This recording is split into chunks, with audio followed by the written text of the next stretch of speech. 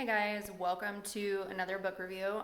So today I'm going to be sharing with you a book that my mom kept harping on me to read for the longest time. I wasn't ignoring your opinion or recommendation, Mom. I just finally got around to it. So sorry. Yes, it was good. I enjoyed it. Thank you for the recommendation. So I'm going to be talking about The Glass Castle, Jeanette Walls. So this is also a movie. I haven't seen the movie. I don't know how close it is to the book, but this is a memoir, which sometimes is very easy to forget because you're reading it and just thinking like, oh man, this is a really shitty childhood the whole time. Like, if you're wanting to read a happy book, like, this is not it. This is definitely not it for you. It's going to remind you of some tell-all interview or, an episode of Oprah that you watched that stuck with you over the years, because you really just can't believe how much stuff this girl went through and her siblings and even her parents. But I think it does highlight that, you can have a shitty childhood and do what you can to bring yourself above that and be a fully functioning and productive adult. That being said, though, she does a really good job of writing about the dynamics between like parent and child and what happens when you have a shitty parent, how that child kind of morphs into becoming the parent of the parent, which is quite common. And for those of you who don't know that or don't believe that, I'm going to say you probably didn't have a shitty childhood. So congratulations to you. And just know that that's not most people's experience. I had a lot of I had a lot of feelings of like being able to relate to certain aspects of this book in a way, but I'm not going to really delve into that, because that's probably better for therapy and not here.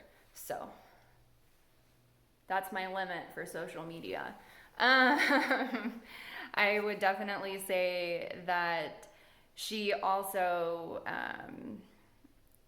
it highlights a lot about like the good and the bad qualities of her parents. So like her parents were very good at being creative or having, very creative minds where they could play imaginary games with their kids and bond with them in that way. Just having that magical way of thinking. However, that doesn't translate into being a very productive adult, because she talks a lot about how she and her siblings were frequently hungry, didn't have food, constantly moving around because her parents couldn't make the rent or pay the bills, so they would do a skedaddle. And so that's just an overall showcase of like what happened in her childhood. So I really admire her for actually releasing something like this, because for whatever reason, I feel like in, just polite company, or even if you're very close friends or building relationship or whatever, people don't really like to share if they had a shitty childhood, or it's like you'll share it, but after maybe like 2 bottles of wine because you just said fuck it, and it's almost as though like you have to hide the fact that you had a shitty childhood. Well, guess what? Not everyone had this weird beaver cleaver lifestyle, which by the way is Hollywood and fake as fuck anyway. A lot of people had really shitty childhoods and very scary moments, or just shit aspects of childhood or teenage years or whatever. And I'm assuming with social media, it's probably only going to get a shit ton worse. So that's my rant on the day here. I really think that she highlighted a point where it's like when people would ask about her childhood or her parents, she's torn between, do I lie or do I be honest? And most of the time she decides to lie. And it's because she doesn't want that sympathy stare, right? Or that like, oh God, I'm so sorry, that's so awful. Okay, all right, so that's the thing. And I guess maybe this is a valid question. So how is it that in America we really pride ourselves about like being able to overcome, a lot of obstacles and anything that could have hindered you from being like a very successful and productive adult? But, don't talk about your fucked up childhood, because that's taboo in a way. And if you think about it, that's still kind of common, right? Because those are the responses. If you tell someone you have a shitty childhood, oh no, I'm so sorry. Like, oh, that's so depressing. Yeah, it is depressing. But you know what? Congratulate that person for now being a productive adult who's not in prison, okay? Because that could have happened here. Happened to one of her siblings.